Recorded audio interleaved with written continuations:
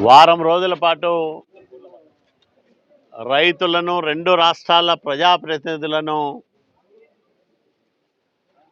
నిద్ర లేకుండా చేసిన తుంగభద్ర రిజర్వాయరు 19వ గేటు కొట్టుకుపోయిన సంఘటన మనందరికీ తెలుసు.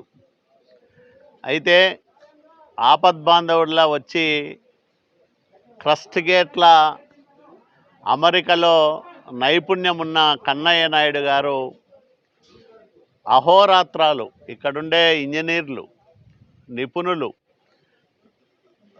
అందరితో కలిసి వారం తిరగకుండానే మొదటి ఎలిమెంట్ 4 అడుగుల ఎత్తులో 19వ నంబరు గేటు స్థానంలో అమర్చడం, తరువాత ఒక రోజులోనే మిగతా 4 ఎలిమెంట్స్ అమరికలు పూర్తి చేయడం వల్ల ఈరోజు దాదాపు 75 టీఎంసీల నీటిని మనం ఈ తుంగభద్ర రిజర్వాయర్లో చూడగలుగుతున్నాం. అంటే 40-43 టీఎంసీల స్థాయికి నీటి నిలువ పడిపోయి ఈసారి సీజన్లో పంటలు వస్తాయో రావో అని తీవ్రమైన ఆందోళన రైతుల్లో నెలకొని ఉన్న సందర్భంలో ఇది జరగడం ఒక అద్భుతం, ఇంజనీరింగ్ అద్భుతం అని చెప్పవచ్చు.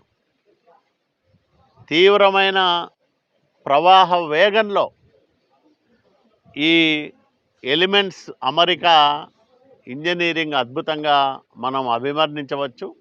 ఇలాంటి అద్భుతాన్ని సృష్టించిన ఇంజనీర్లకు, ముఖ్యంగా కన్నయ్య నాయుడు గారికి మాతో పాటు ఆయకట్టు రైతులందరూ కూడా, కర్ణాటక, ఆంధ్రప్రదేశ్ రాష్ట్రాల్లో ఉండే ఆ రైతులందరూ కూడా ఎంతగానో రుణపడి ఉంటారు. ఈరోజు అందరికి కూడా ఒక భరోసా కలుగుతూ ఉంది. 75 టీఎంసీల నీటి నిలువ ఉంది ఇప్పుడు తుంగభద్ర రిజర్వాయర్లో. అంటే దాదాపు 30 టీఎంసీల నీటిని ఆదా చేయడంతో పాటు వచ్చే నీటిని నిల్వ చేసుకోవడానికి పూర్తి సామర్థ్యంతో 100 టీఎంసీల సామర్థ్యంతో నిల్వ చేసుకోవడానికి అవకాశం ఏర్పడింది. త్వరలోనే ఈ రిజర్వాయర్ పూర్తిగా నిండుతుందని ఆశిస్తూ ఉన్నాం. ఈ ఏడాది రైతులకు పంటలు పండించుకోవడానికి కానీ, అట్లాగే అనంతపురం లాంటి జిల్లాకు తాగునీటి సమస్యను తీర్చడానికి కానీ ఎలాంటి అడ్డంకులు ఉండవని మేము ప్రగాఢంగా నమ్ముతూ ఉన్నాం. మరొక్కసారి ఈ